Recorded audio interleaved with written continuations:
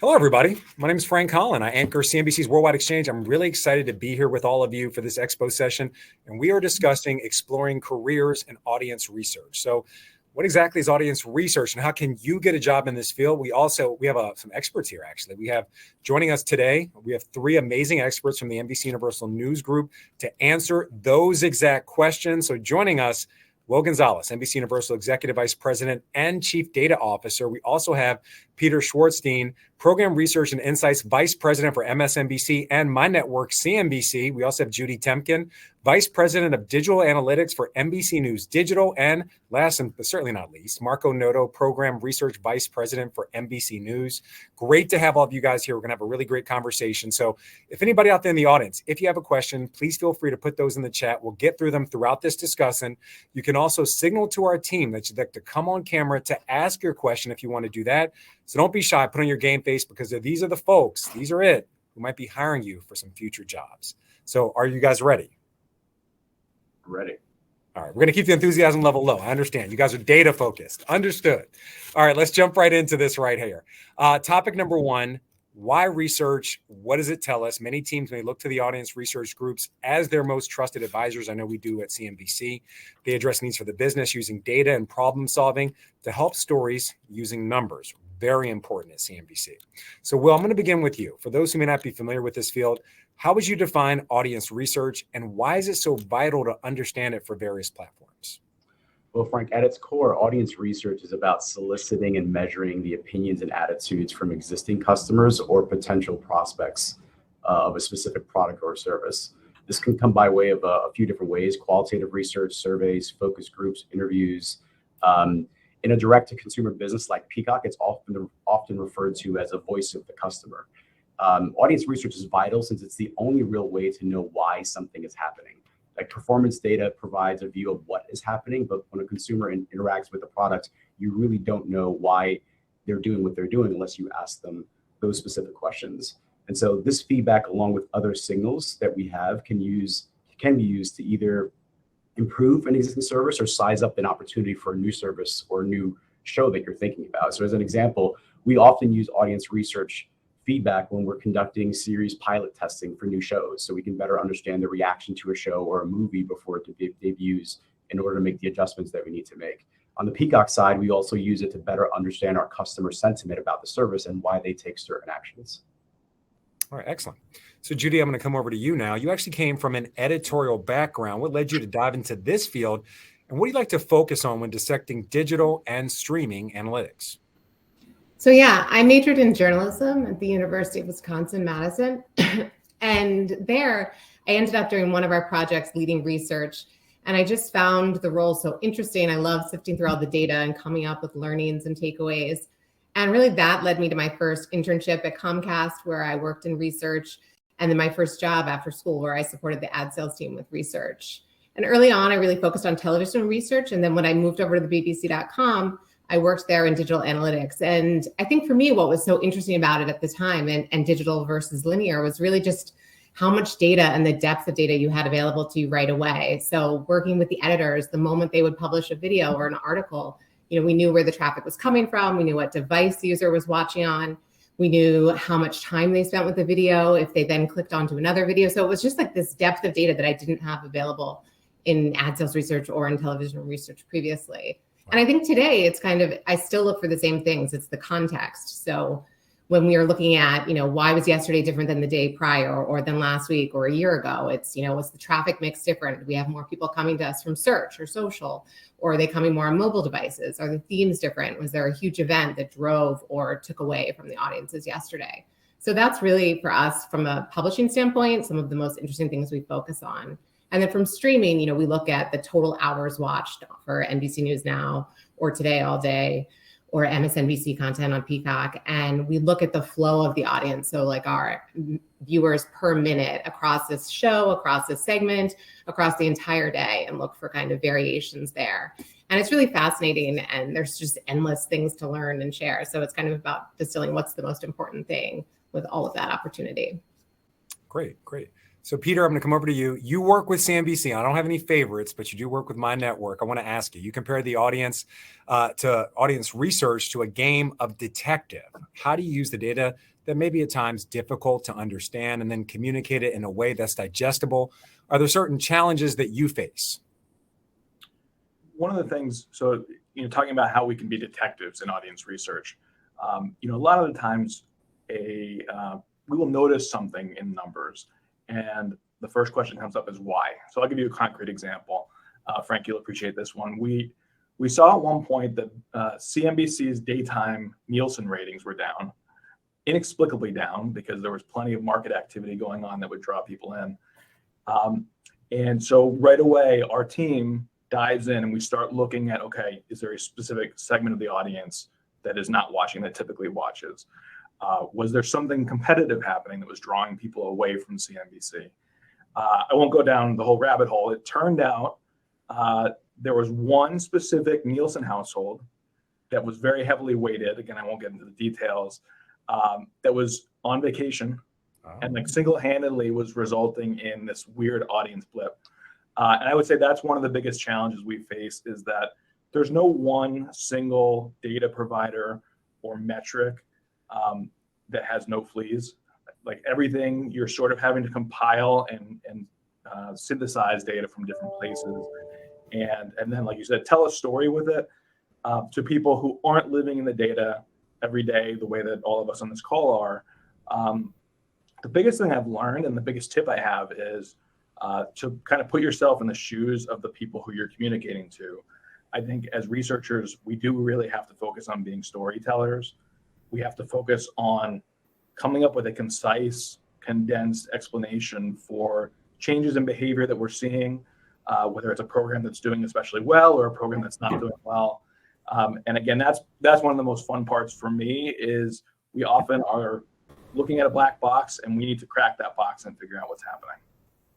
All right, Marco, coming over to you now. So when producers and writers, they look to you when they're working on stories on consumers, they look to you for the data.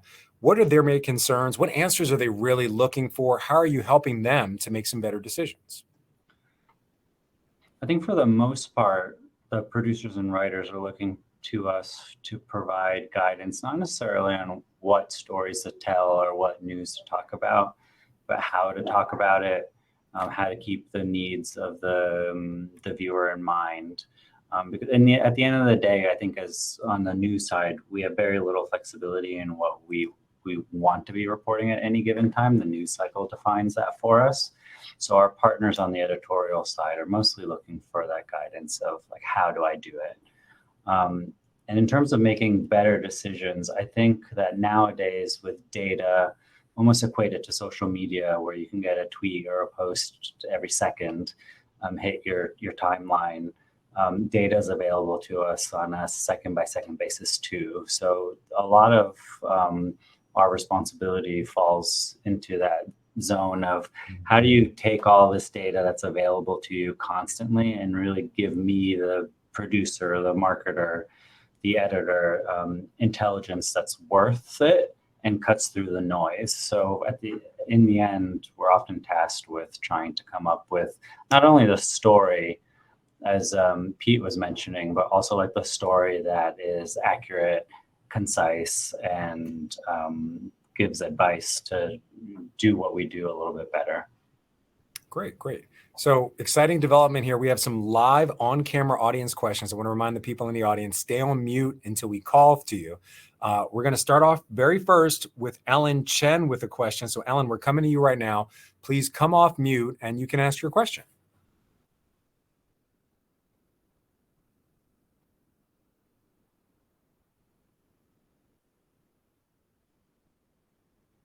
I think she's coming. Ellen, are you there?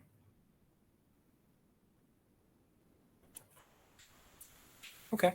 Maybe we're having some technical difficulties. We'll get to that question in just a minute. So we have Ellen Chen standing by. So Ellen, we'll ask everybody running this program, please let us know when Ellen is ready and we'll get right to her. I do want to move on to our next topic.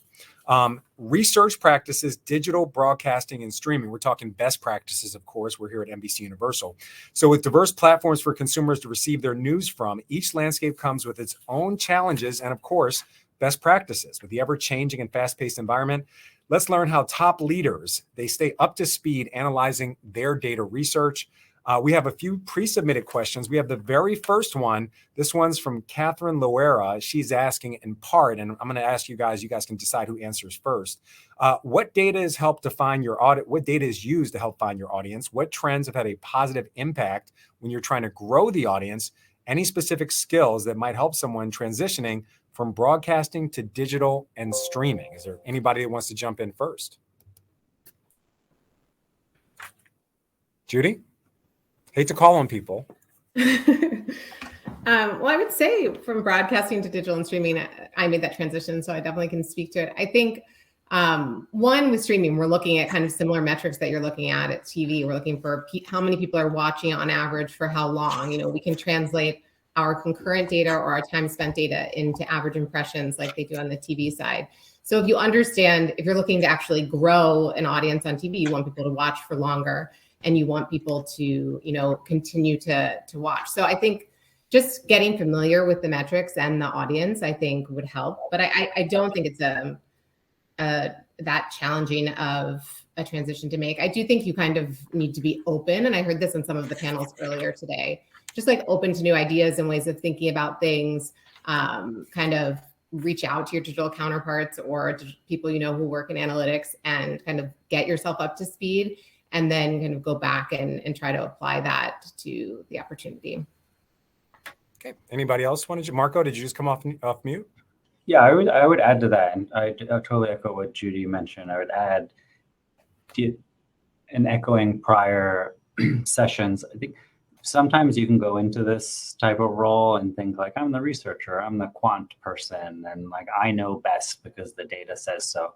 But it's really important to always keep in mind your own like personal and professional biases in any given moment, and know that just because you're the individual that has access to the data, that there are multiple ways that you can interpret, and you need to get into your audience's shoes, whomever they will be, to figure out the best way to do it at any given time. So there are those like harder skills around being a numbers person and knowing a little bit about how consumers and viewers think of the world. But there's also that softer side of understanding that in the end, when you do tell your story with the data, that it's yours, and it could be interpreted in multiple ways.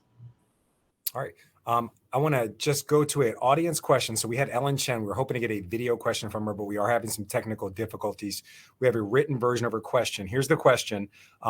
Will, Peter, you're up next. I'll let you guys decide who goes next.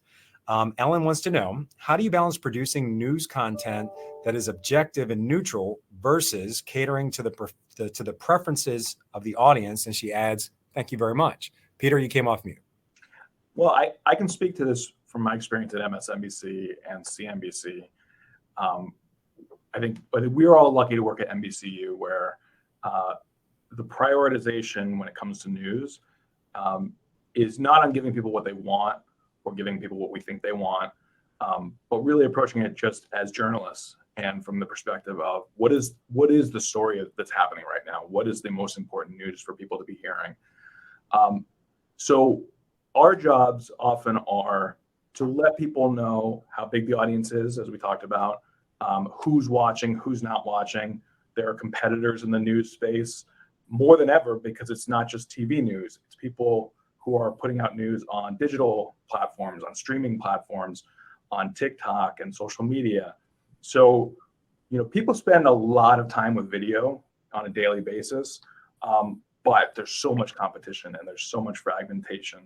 I think if we were trying to chase viewers as a news organization, it would lead us down a bad path. Honestly, I think none of us wants ever to be influencing decisions on the news side when it comes to, what should we be putting on? How can we be objective versus what do we want to cater to a certain audience?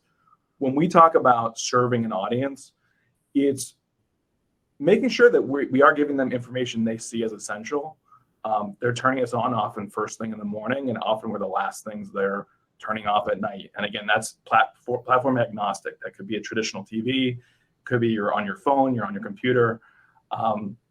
So I think we feel like we've served our stakeholders and the company best if we give them an objective take of audience behavior, and then they can do with it what they will. But I think at the end of the day, they focus on editorial priorities first. Great. We are having some technical difficulties with the on-camera questions, but we want to encourage people to put your questions in the chat. Will, I'm going to come over to you. I'm going to ask you the same question from Ellen Chen. She asked, I'm going to repeat it for you. How do you balance producing news content that is objective and neutral versus catering to the preference of the audience? Well, I'll defer the question since I don't support the news group. I'm on the media group side, on the entertainment side. So maybe I'll defer that question for another one. I can take this one because I love this question, because there's a program in my portfolio, and I won't say which, where we have a lot of data that says whenever we feature bees, puppies, or sharks, the audience loves it. It retains well, it rates well, it's great. But there's no world where NBC News on its broadcast channel is going to have a program based solely on bees, sharks, and puppies, right? So it's a matter of like fitting your content within your brand. What does it stand for? What's your value proposition for the audience? And then intermingling the stuff that people do love to see or do need that sort of palate cleanser after a day of getting the hard news headlines, for example. So there's definitely that careful balance. The nice thing is that we work hand in hand with producers and editors to find that balance, and the balance has to feel good for everybody.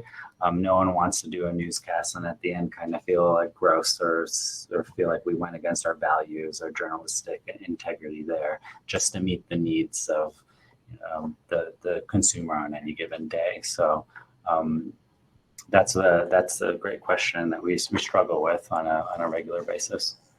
All right. We do have another question from the audience. Will, I think this one is in your wheelhouse. It's from Francisco Payeras. He wants to know any advice on pivoting your career or repositioning yourself from a generalist to a specialist. I mean, it's a good question. There's so much information out there. There's so much data out there being provided from third parties and earnings calls and things of that nature. I think first and foremost, it's just being inquisitive and analytical in how you approach these things and asking the question why. Why is something happening? Why is a certain show performing a certain way? Why is a certain business thinking about certain things?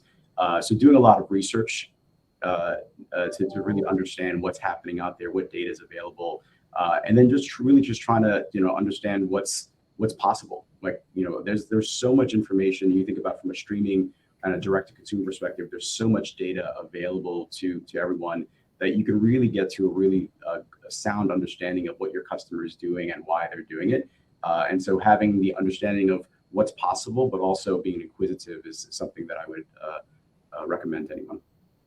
Great. So again, I want to encourage the audience. You can put questions in the chat. We're going to try to get to as many questions as possible. In fact, we have another question. This one's from Kevin Dolan. He wants to know, and again, whichever one of you wants to take this one, do advertisers who partner with NBC influence the metrical analysis you perform, trends that you seek to create, and the audience you desire to promote? I'll jump in just because I want to keep my news colleagues away from the church and state here. But what I would say is, we absolutely partner with our ad clients and partners. They don't influence our metrics. We certainly understand who the audiences are that they're trying to go after. And often, it aligns to the audiences that we're reaching. So we do provide them with insights on how we're engaging with those customers, how long are they staying with us. But in terms of them influencing our metrics, we certainly don't allow for that because we want to make sure that the analysis is pure. Got it. I have another question here. We have a couple other audience questions. This one is actually for Peter. So they ask, you've been with the company for 11 years and you've seen your role expand. You analyze traditional TV ratings and consumer insights for MSNBC and CNBC. How would you describe the broadcast TV side versus the cable side and its changing footprint?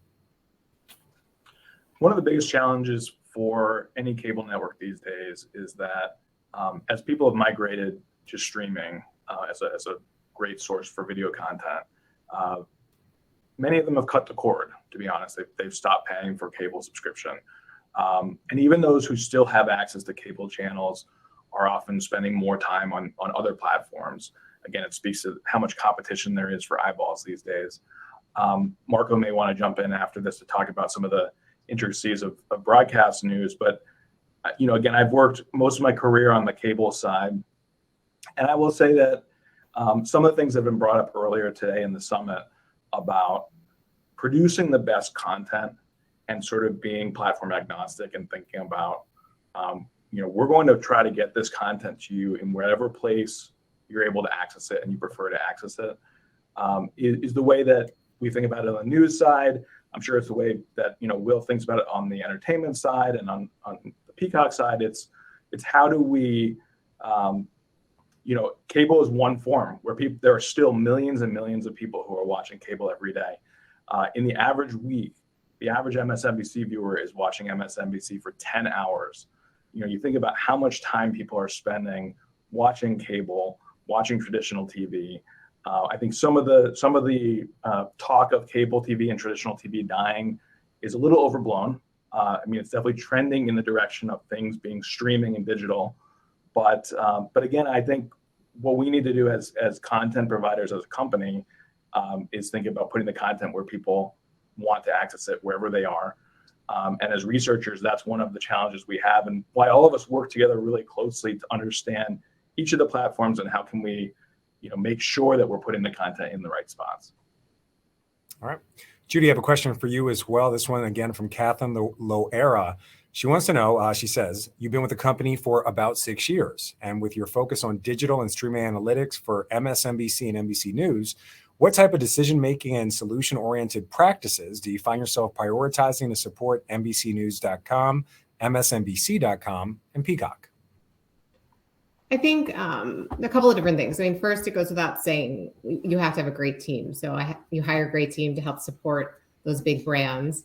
And then we have clear responsibilities on our team. So people that focus on streaming specifically, people that focus on the site specifically, so everyone kind of knows who to go to and who's the expert in that field. And then early on, we realized, especially with the publishing side, that there's so many incoming requests and the editorial teams are so large that we really needed to create kind of standardized reporting. Everyone's speaking to the same metrics that are important, and everyone kind of knows where we are. Like, this is the metric. This is how we did yesterday, how we did last week, what we're pacing to hit. So just kind of bringing everyone together to that same songbook. And then we often kind of just join into kind of stand-up meetings or operational meetings to really kind of bring people into the data and help them kind of understand what's next. And I would say in digital as well, like, this is something the TV side doesn't have. Real-time data adds a lot of value. So thinking about solution-oriented, that answers so many questions for the teams to be able to see the concurrence for NBC News Now, and like things drop off when they start a new segment or change topics, or to look at, you publish an article, like I said, and instantly you see it pop to the top against all the other content on the site, or kind of fall to the bottom without any kind of interest. So I think there's just so much value and so many kind of questions answered through some of those tools that we have available now. Got it. Speaking of research, our questioners have done some research on all of you guys. So this next question, is actually for Marco. It says in part, you've been with the company for about 11 years, and you support the business on the content side for broadcast news, Today Show, Nightly News, Meet the Press, Dateline. What are some main responsibilities you focus on when you look at behavioral data? I think just generally speaking, our main stakeholders, the people we try to work with and partner with, are on both the editorial side, but also support functions like marketing, press, finance. And I think our main responsibilities fall into meeting the needs of all those different departments and partners. And as I mentioned earlier, the main purpose of everything we do is to try to advise and consult to make their lives, our partner lives, a little bit easier and add more confidence in the decisions that they make on a day-to-day basis. And that could be behavioral data, but also, as Will mentioned in the very beginning, it could be primary consumer insights data. Marco, I don't mean to interrupt. Jessica, we see you there. I believe you want to ask a question. Just do us a favor, mute, please. Thank you. Marco, back over to you. That's all. We can totally go to Jessica. Well, it was good timing for Jessica to pop in then. Jessica, hello. Good afternoon. Do you have a question?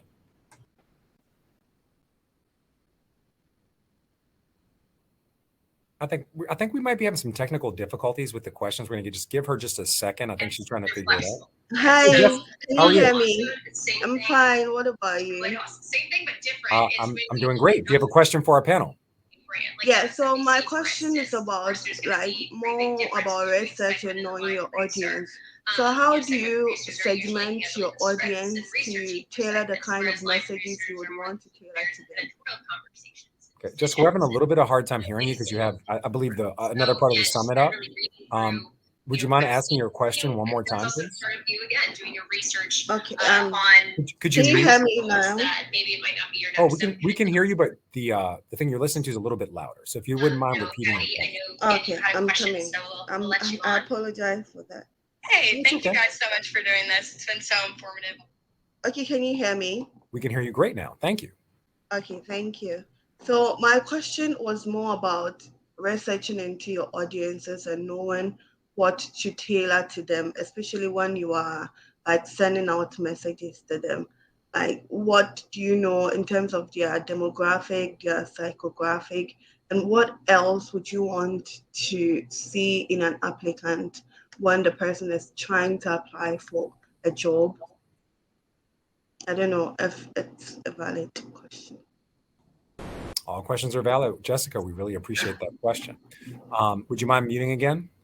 And is there anybody on the panel that wants to take that question? Yeah, I can take a stab from the entertainment side of things. I mean, anytime you're thinking about creating a show, it all aligns to your segmentation strategy. Who's the audience that you're trying to go after? And then you obviously want to create content that tailors to that audience. So it's absolutely a very targeted thing that you're trying to do. And there may be audiences that you either have on Peacock, for example, or on one of the networks that you want to carefully curate content for. And there may be audiences that you'd like to gain access to and bring them into your platform, and you want to create bespoke content for them as well. So it's definitely very much a targeted segmentation approach as we think about entertainment content on the platform. In terms of your second question, in terms of like skill sets that we typically look for, clearly someone who comes from a background on an analytical background, math or finance background, but most importantly, someone coming out of school, someone who has the desire, the interest, that understands the landscape. It's changing pretty dramatically right now with linear and streaming, and so someone who can articulate and speak to what's happening in this ecosystem is really helpful, in addition to some of the skills that we would expect to see as well. Great. Jessica, did that answer your question? Yes. All right, great. Thank you so much for the question. We really appreciate it. Anybody else want to take a stab at the topic in general or respond to Jessica's question? Okay. Will, you actually led us to the next topic that we want to talk about. And Jessica, thank you very much. So topic 3, if you are interested in math, programming, and technology, this career, it might be the right spot for you, but you don't necessarily have to be from one specific background to excel in this role. So again, we have some other audience questions. I'm just going to go kind of snake style. We're going to go back to you, Will. You're going to get the first one. What are some employees surprised to learn when they first joined the research team? I would say how interested many of the stakeholders are in data and insights and analysis. I think it's not every company has that interest and that desire to be analytical and really understand like what's happening behind the scenes, either customer point of view or the behavioral stuff. And so I think there's certainly a pleasant surprise when people come to NBCUniversal and see that, everyone from the marketing, finance, but also some of our production teams really are interested in understanding what's happening, why is it happening. And I think that makes a lot of people really pleased when they join the company. Great. Judy, we have a question for you. What are some qualities you value in new additions to the team, and how does a diverse pool of colleagues help you reach your team's goals? I think for me, the number one thing outside of the basic skill set that we talked about earlier, having an experience with data, knowing how to manipulate it, and interest in numbers. But for me, I remember a long time ago, one of my bosses said that the most important quality in any researcher is curiosity. And I always think about that when I'm interviewing someone.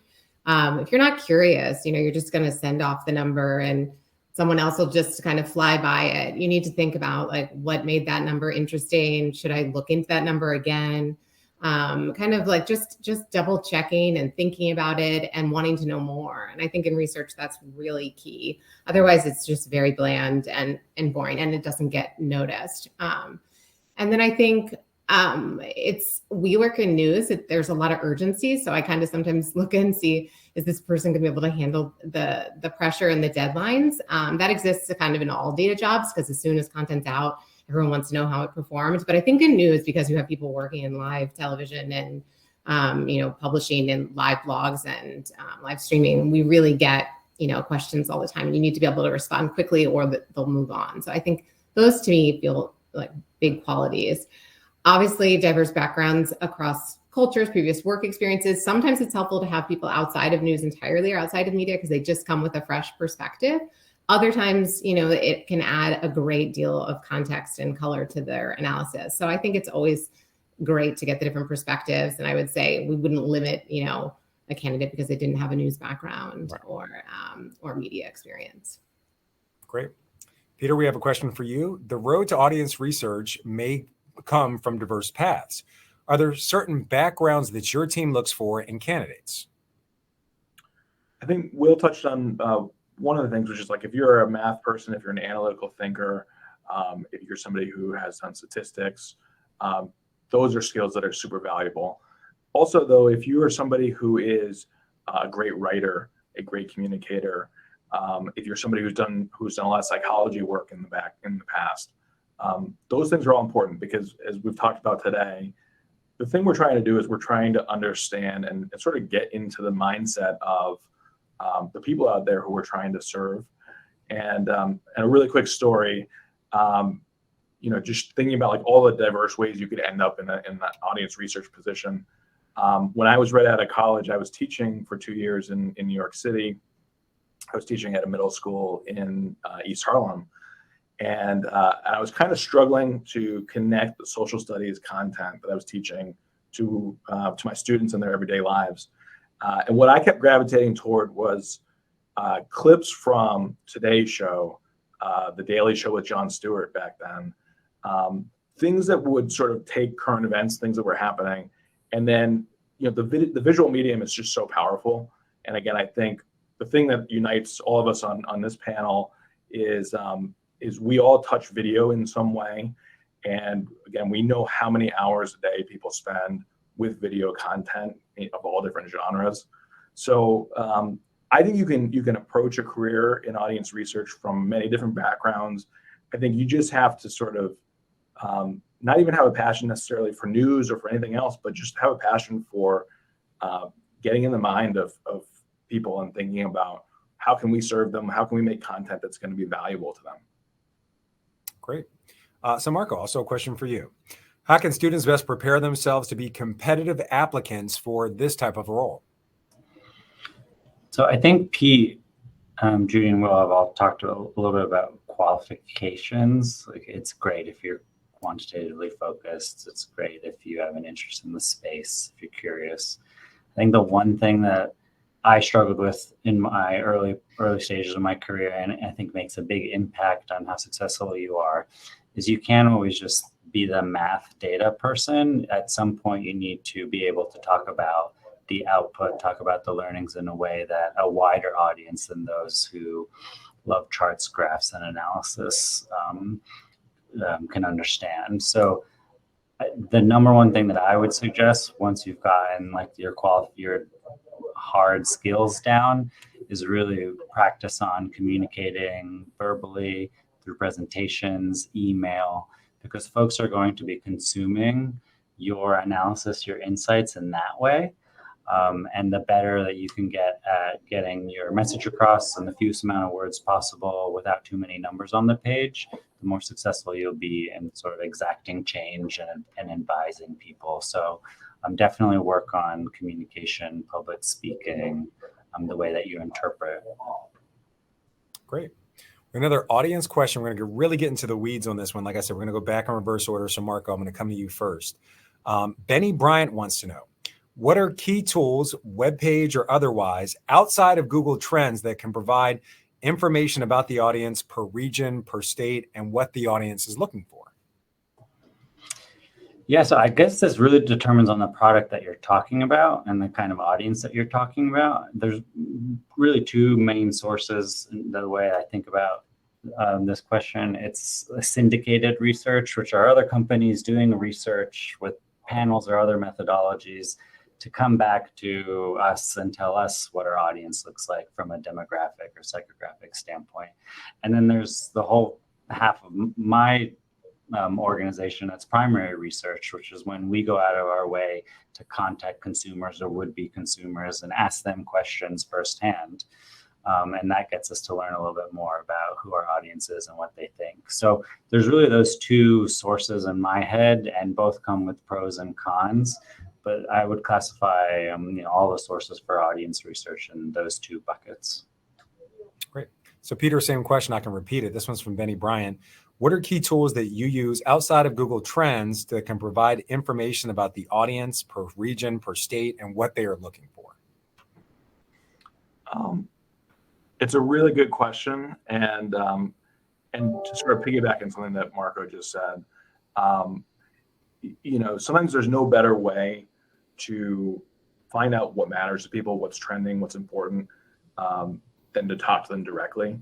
And I think this is something that people do in their everyday lives, right? Like, it's word of mouth. It's you're talking to your family. If you're talking to your friends, what are the things that are top of mind to you? And I know that can be anecdotal and small sample size, but I can't tell you how many times I've gotten a good idea for something relating to the programming on one of the networks that I support. They just came from somebody in my own personal life. And honestly, it's a little bit grounding because we're so in a bubble at times, working at a TV network or working at a media company, that it's nice to sometimes just kind of hear what are other people hearing, seeing, thinking about. And I think you can then take that and you can compare that to the syndicated sources, to Google Trends. I think also just like reading a lot is a piece of advice I'd have. Reading as many different sources of news or as many different sources of whatever you're interested in is important. And it can be hard because our time is limited. But trying to sort of like sample as much as you can, that's another good way to just sort of keep your finger on the pulse. So if you don't mind, I'm going to switch the question. We want to get to as many audience questions as we can for Judy and Will. This is a question. How do you believe emerging technologies and data analytics are reshaping the way that we understand and engage with our audience in both in journalism, entertainment, and in marketing? Are there skills that we should leverage? Well, I'll talk about the topic du jour, which is generative AI, and there's a lot of conversations happening across pretty much every company. I think there's a lot of new technology, machine learning, artificial intelligence to help get a better understanding about what's happening, but also to predict and recommend things to consumers so that we can keep them engaged and sort of deliver on a personalized experience. So I think that's something that is happening. The other thing that I would say is conversational BI. So just like ChatGPT, you can ask questions, you get answers back. Imagine a world where you don't need a dashboard. You don't necessarily need to understand spreadsheets or Excel. You just go into an API, you ask a question, and it gives you an answer back. And so those types of things, we're doing some prototypes on. I think we're really excited about what's possible.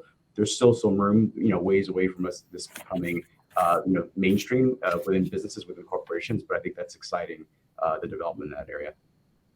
Judy? Yeah, I mean, I was just thinking, even from when I started my career to now, the data visualization and the people with those skills and the ability to build so many dashboards where you can filter on, filter off this and get the story you need. I think the way we support the journalists now with data, they have so much at their fingertips to understand that we definitely didn't have, 10, 15 years ago. And things are still communicated over email and spreadsheets and bullets, but you can create dashboards for all of your stakeholders and they can have exactly what they need to have, by minute if they need it. So I think there's just so much, it's come so far, and I think it will only continue to go further. Great. So we're almost out of time. We're getting a general question from the audience. They want to kind of get a sense of how you guys got to where you are. So we're going to go back in reverse order. Judy, I'm going to start with you. Was there an inflection point? Was there one major moment that kind of got you where you are today? That's a good question. I think when I transitioned to news from entertainment, was a big one. I think working at the BBC and then coming over to NBC News Group, it felt just like almost at the time like a digital startup, but with great resources of NBCUniversal behind it. And I think it was just a really exciting time, and just so many smart people, such a fast pace, and really like an aligned team. So I think for me that was really pivotal time that really spearheaded my interest in news. Will, same question. Was there a moment or an inflection point for you? Yeah, I've been fortunate enough to work for 3 big companies throughout my career. I spent 10 years plus at the New York Times and about 7 at Sony, and then the rest at NBCUniversal. And throughout the experience, has been focused on digital platforms. I would say my last few years at Sony, we started really getting deeper. This is when big data was really becoming operationalized within companies, and so that's when I would say that think about all the devices and platforms that Sony had access to, electronic devices, PlayStation, the console. I really started getting deeper into understanding all of that data and how customers were migrating across all these different services within Sony. And I was able to bring that with me, that knowledge, and how to think about that when I came here at NBCUniversal. Peter, same question. I think for me, the big pivot point was, this is a very concrete moment in my life, just finishing my teaching 2-year stint and basically being unemployed for a month or 2. I was being paid through the summer, but the thing I'll say is I had no idea that TV research or audience research existed. I was somebody who read about the ratings for TV shows. Back then it was Entertainment Weekly magazine, which feels like a long time ago. But I had a friend working at Nielsen, and she was like, you seem to follow TV and watch TV a lot. You might be interested in this job. So my advice coming out of that is just be open to things like this. You get your foot in the door at a media company, and you can move to any other type of thing if you're not interested in it. But honestly, since I've been in audience research, I haven't really wanted to do anything else. So I've really enjoyed it. All right, Marco, over to you.